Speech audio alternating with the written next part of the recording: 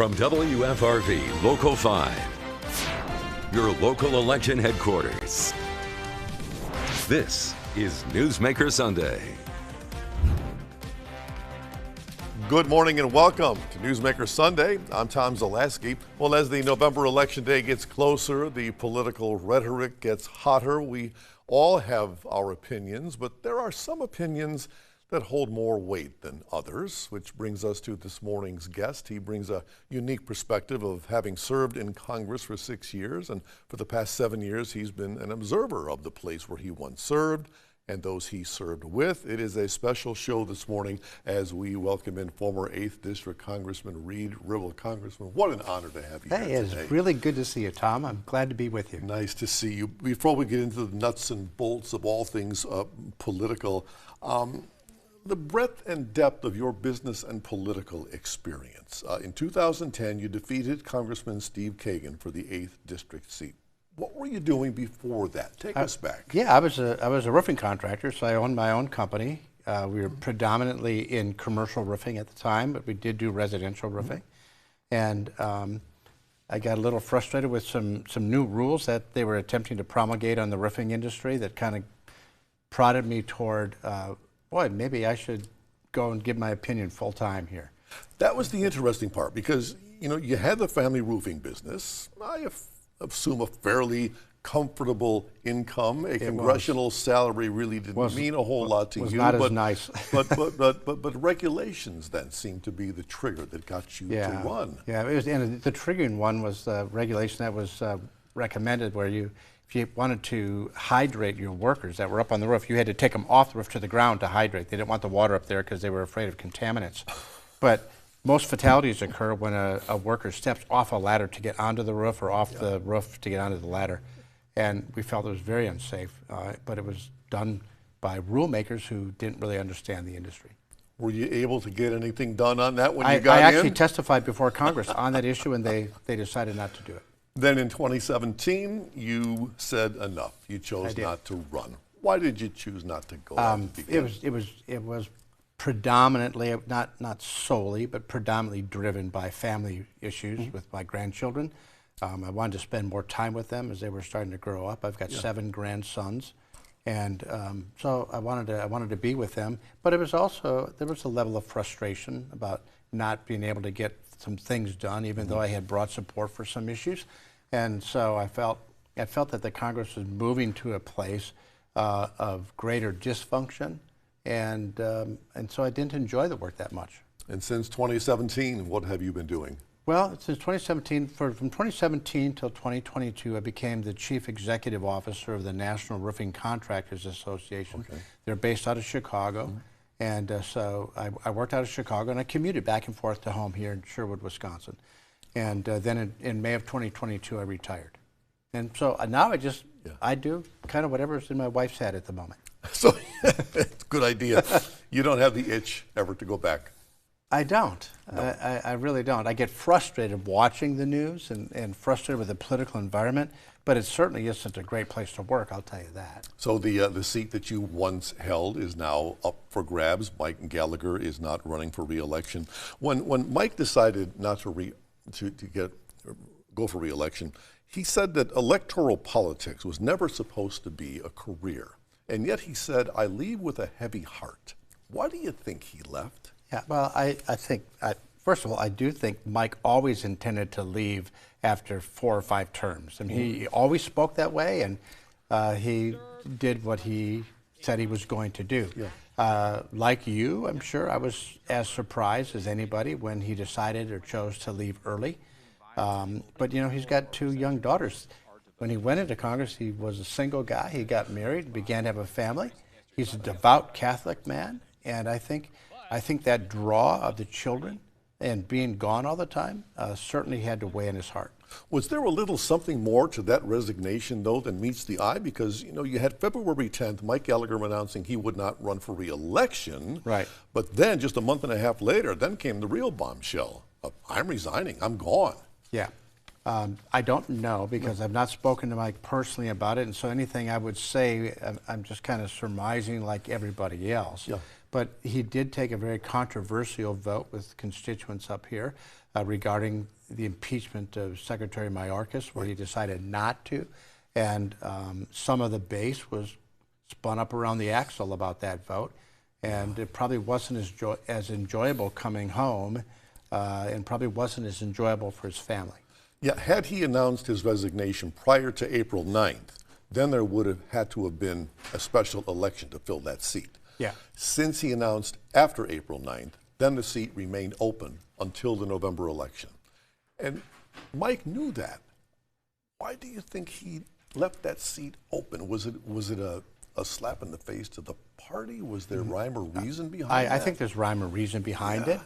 If I were looking at it from kind of an insider view, I might have made the exact same decision.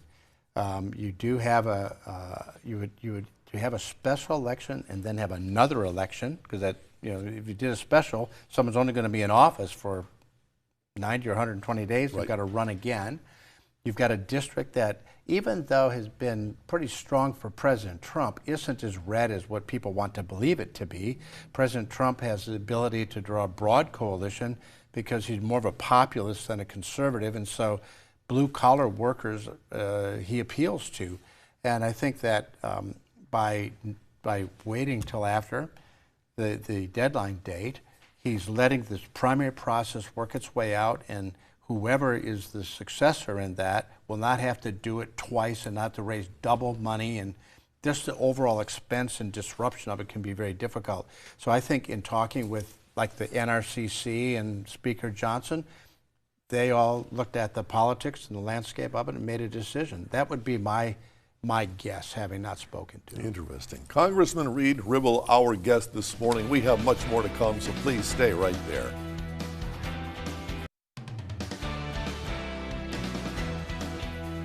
And we are back now with Congressman Reed Ribble.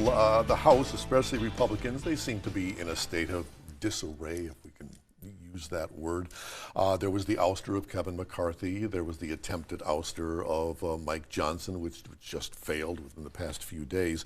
How did the Republicans get here? What happened to that party since you were there and since you left in 2017? Yeah, I would say, first of all, just as an aside to that whole thing, Democrats can appear more unified than maybe they actually are in reality, because when you're in the minority, the plan is to pretty much vote no on everything. So that's simple to do. Now, as far as the Republicans go, the party is deeply splintered.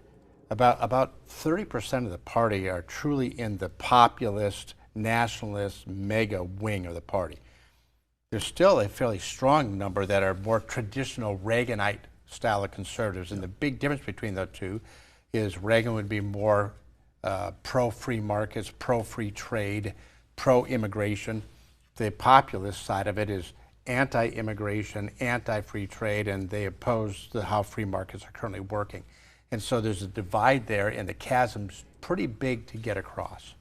What do you attribute the rise to that wing of the party, your Marjorie Taylor Greenes, your Gateses, Jim Jordan, Boebert? Yeah. Why do they have such disproportionate sway? Well, because they're angry, and they came in angry.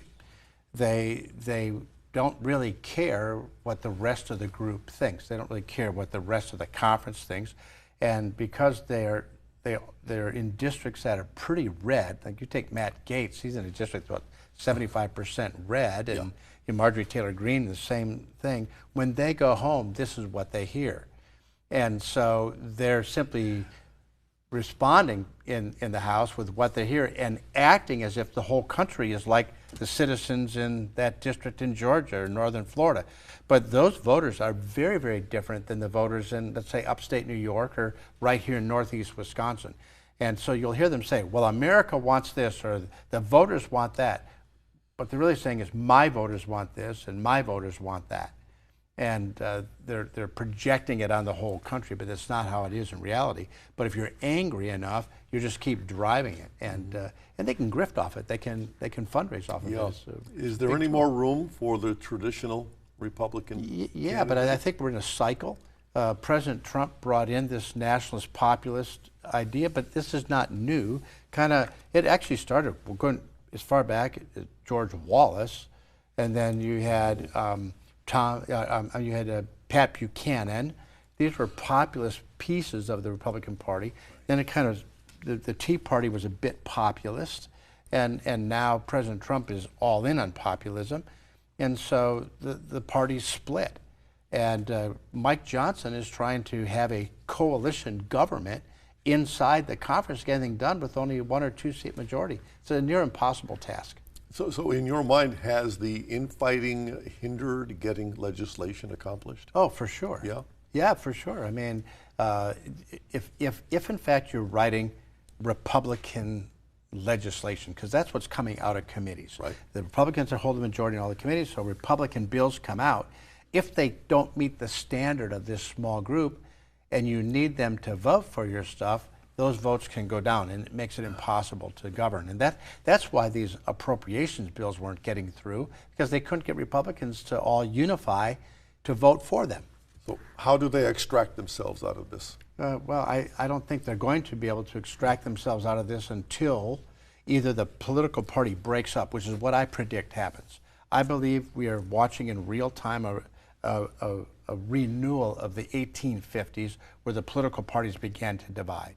And we might end up with 3, 4, 5, or 6 political parties all sharing about 20 or 25% of the vote. And at that point, a true coalition builder will have to emerge, or nothing will get done. In order to get something done, right now you hear it in public all the time, Congress isn't doing anything. And the Democrats and the Republicans are getting equal blame.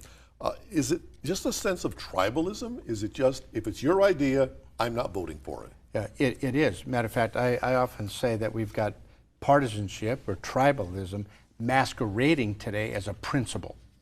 And so it's more about this partisanship than it is about the actual work of governance and getting things done that the American people can, and we can advance our economy, advance our place in the world, advance our foreign policy. Those things are taking a back seat to the tribal nature of the American voter.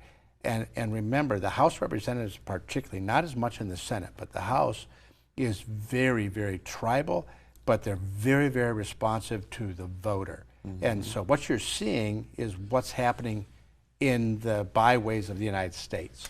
So we're not necessarily disagreeing on an idea or a plan. We don't even get that far. Yeah, that's correct. You don't even get that far because the chasm is that right now the idea is it's all about fighting. And I mean, every political ad you're going to see this fall is this guy's a fighter, that gal's a fighter, we're fighting for you, and it's fight, fight, fight. And it's very difficult if you run a campaign for a year all about fighting, to when you finally win an election, to lay that sword down and begin to work with somebody else. Mm-hmm. And that's why this is so damaging right now. Congressman Reed Ribble, our special guest this morning, and we have much more to come with him, so stay right there.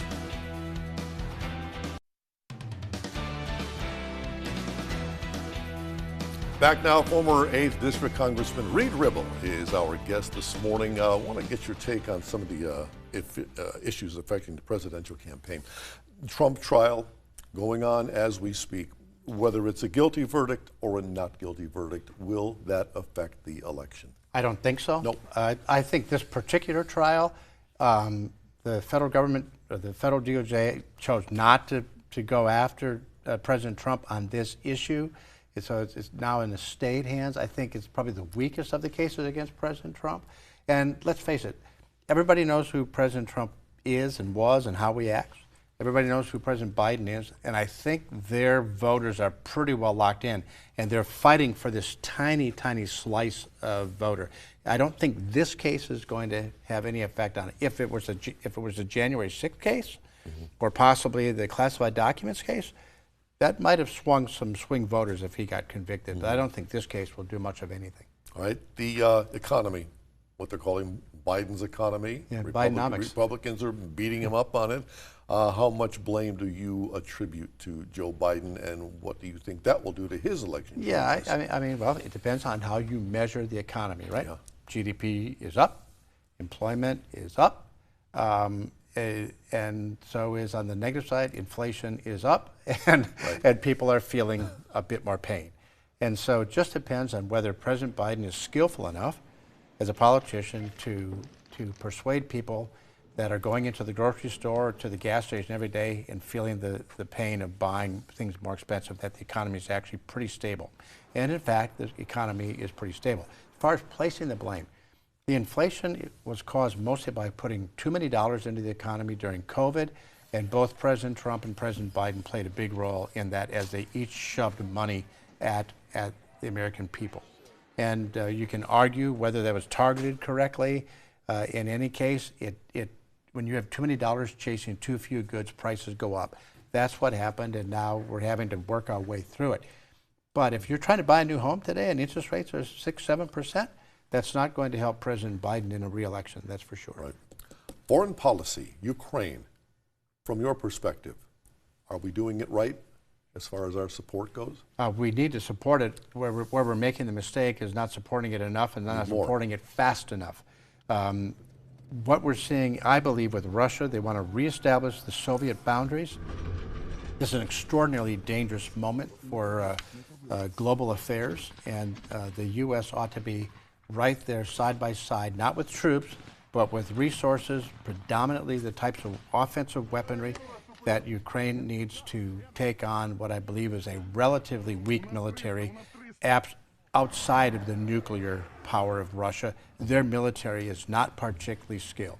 And your take on Israel, our either support or lack thereof in some cases? Yeah, what we're seeing President Biden do is similar to what President Reagan did when he withheld certain types of weapons from Israel. Reagan withheld them with the Lebanese war, and now Biden is withholding some with what's going on in Gaza. There are a lot of civilians in there, and so very, very powerful weapons have a tendency to kill children, and I think the president would prefer that Israel take a different tact at going after Hamas. We need to get rid of Hamas in the same way the U.S. needed to get rid of al-Qaeda. And so we should lock arms with Israel. We ought to help them, but we ought to help them be more strategic so that civilians don't get caught in the crossfire whenever possible. How much of an effect do you think the border crisis is going to have in this election? I think it's probably President Biden's weakest moment is the border crisis. If I were President Biden, I would be arguing it this way. I'd say, you know, you keep talking that the Republicans talk about how bad the economy is, and yet we have 1 million people trying to get into it. They're trying to get their own American dream. So don't tell me the economy's bad, because we're the only country in the world that has people rushing to get in. Mm-hmm. And so, but this is a problem for President Biden, because people sense that everything is just being done illegally. And he hasn't been as skilled as he should be given his experience on the border. January 6th, as you mentioned earlier, people know who Trump is, people know what he will be. Will that have any effect on the election, or is that too far in the past? It's a bit in the past unless somebody brings it back to the front. And so, again, how these political machines start to work and how they focus on it. But I would expect, as we get into the heat of the presidential campaign, a lot of video of broken windows and police getting beat up going into the election. We are back to wrap up with Congressman Reed Ribble right after this. Stay right there.